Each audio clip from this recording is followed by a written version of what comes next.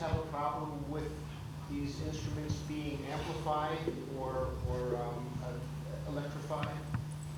This one? Yes, for example. It used to be that actually Veena is one of those instruments that is really hard to amplify and get the original sound.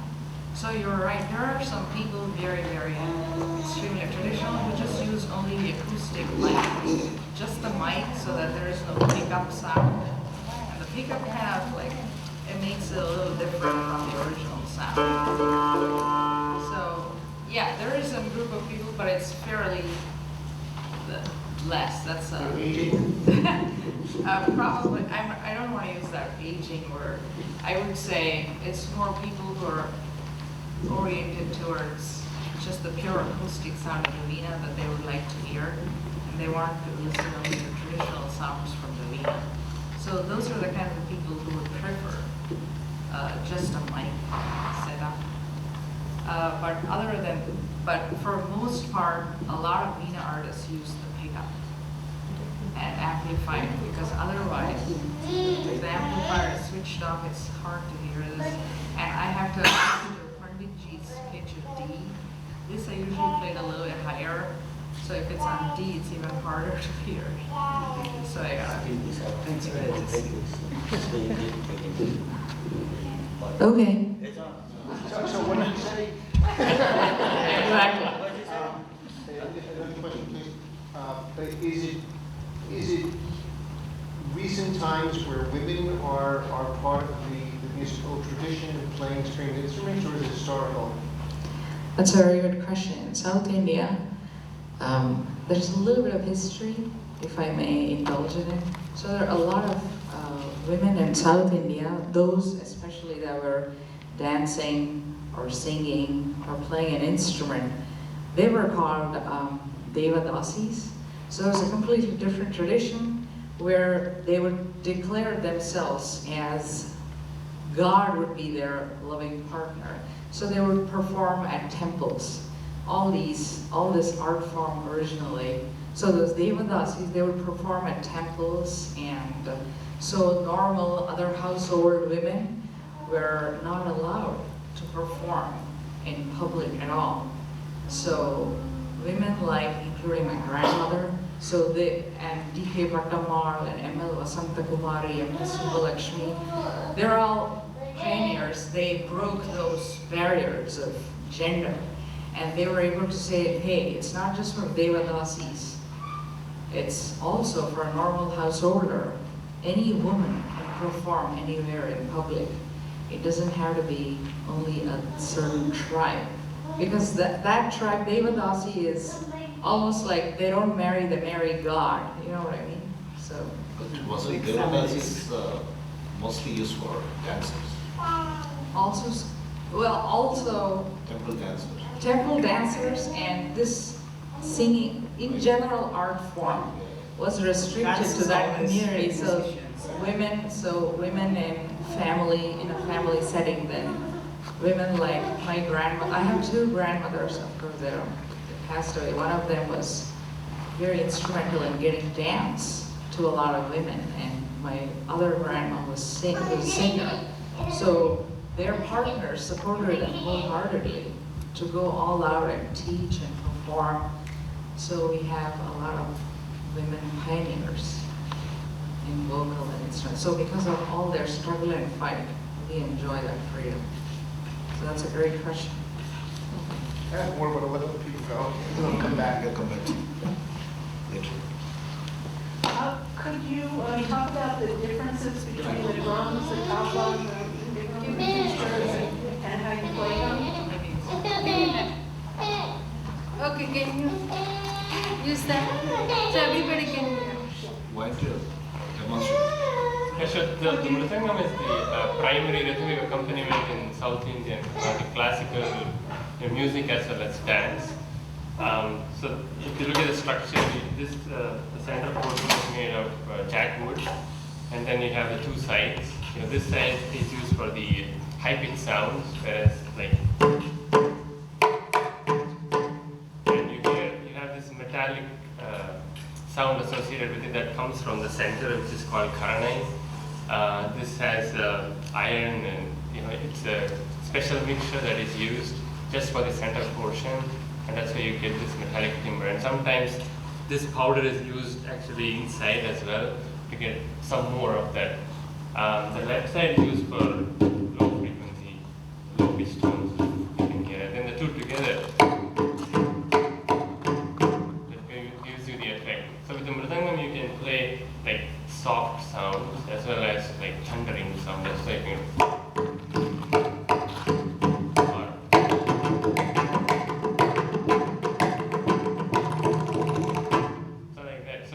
so you can do a wide variety of things with it.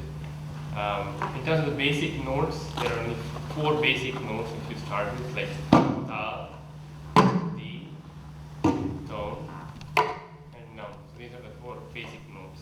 So I can continue after. So you pretty much said everything I prepared for. It's a similar thing, pretty much similar. The tabla, this instrument is called the tabla, and the name is Arabic, but the instrument itself has originated in India about 300, 400 years old. Though there are like different theories about that. And it's believed to have evolved from an instrument called the pakhawaj from North India, which pretty much looked like the mridangam. Like this, one piece. And then the tabla is believed to have been created from that. And the left drum is called as the baya, and the right is called daya. So this produces a deep sound, the low bass notes. So this is pretty open, and then you modulate with the palm.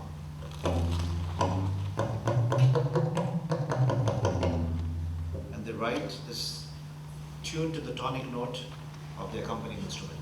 So in this case, it's the note D. And depending on where you strike, you get different sounds.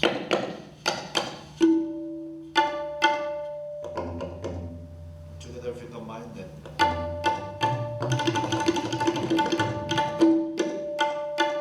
It's a whole language.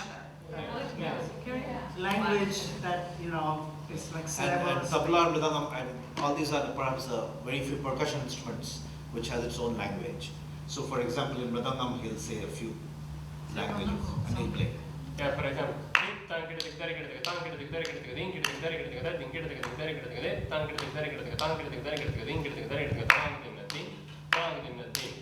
For example, that's like the vocals called Konnakol. So for the same, So you can, So you want to play or? yeah, for example, sorry. You can break it. Oh. Okay, all right. Yeah, for example, takati, Mitta is a simple one, right? Takati, Mitta talking to me, like takati means like talking to me. Yeah. Talking to me.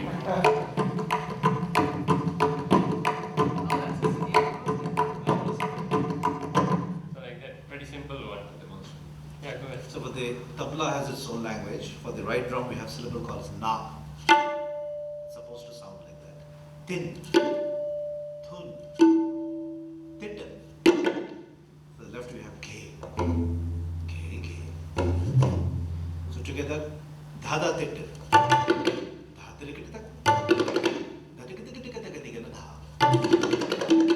so as you see, just like any language, alphabets, words, and now we have phrase. Where the hell did you go? And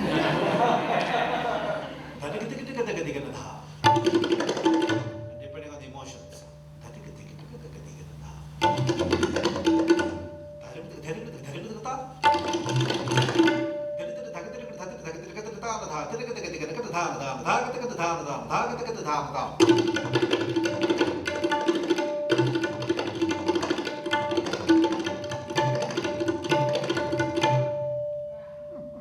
So pretty much similar, and then when we play together.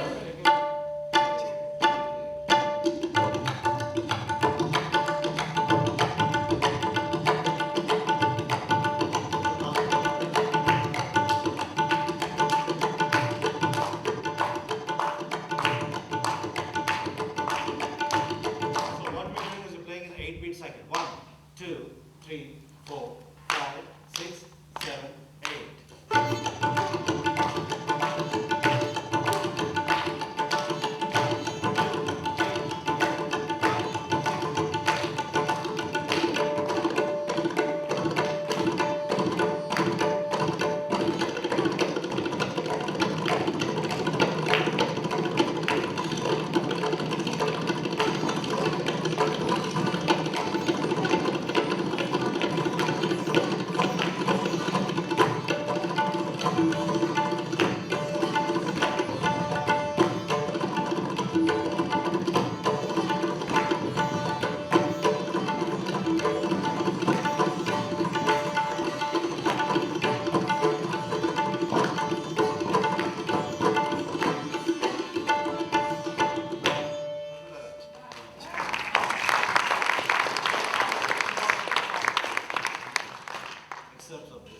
we'll have a longer exchange, hopefully. You can come tomorrow. Same thing. Yeah, next question. I think, She has a I question. think one thing that's interesting between Eastern or the Indian classical tradition and Western classical tradition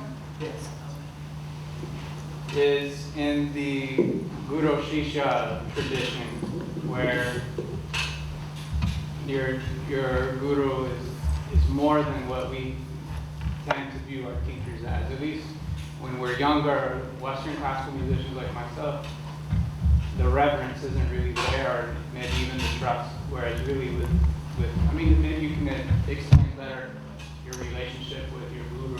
Yeah, the guru is usually more than a family, parent sometimes, because he or she walks you through life, you know, many passages through life, not only music, but it's like a spiritual, emotional teacher, as well as a ocean of knowledge that gives you. The reason it is the gurus are respected because it gives you something that nothing else will, you know, in life, because we all tend to get bored with anything, you know, no matter how much money you have, what you have, what you don't have. And other thing is that it's also is very inner thing. It also cures you, it purifies you, and it brings you closer to the people. It removes all the barriers of, like you were saying, caste, creed, or it's like pure love, pure truth, you know. When you fall in love with somebody, it's the language of heart and eyes. You don't really see where they are coming from, what caste, what belief they have. It's just purity.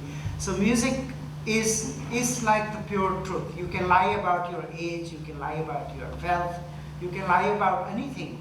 But as soon as you hit one note, first note, everybody, you're naked. You know where this person and how much they are going to do.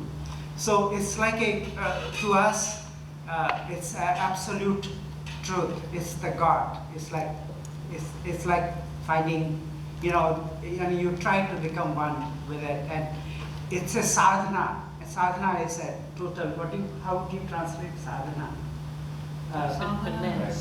Practice, Yeah, dedication, practice. Dedication. So practice makes a master. You know, practice makes you a complete. You know, and it never gets boring all your life. And we musicians, as musicians, we will never retire. As long as we are in good health, we will keep doing it.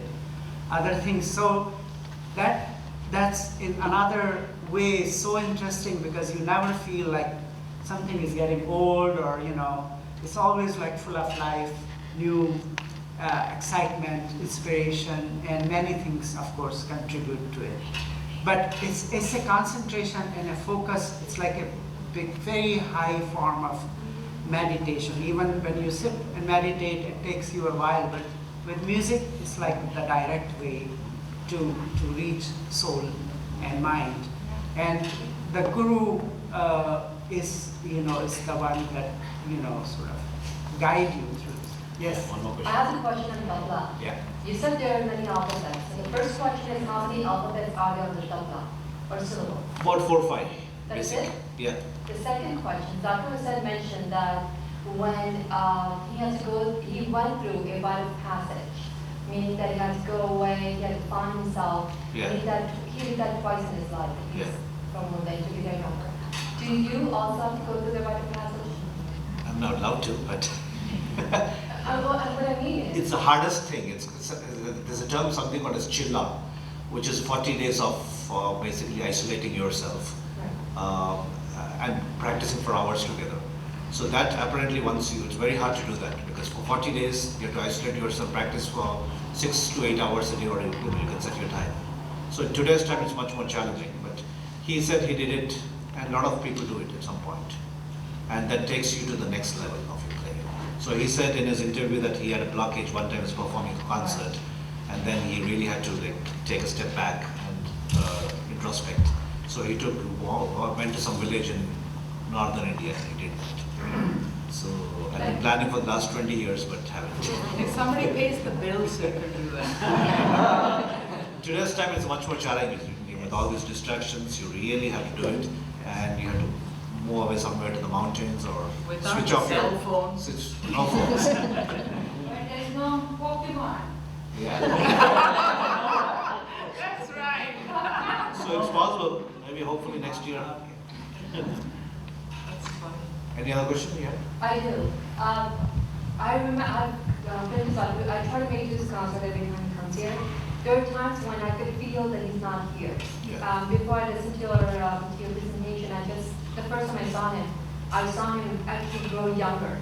And then when he was out of that trance, of course, he went back to his age.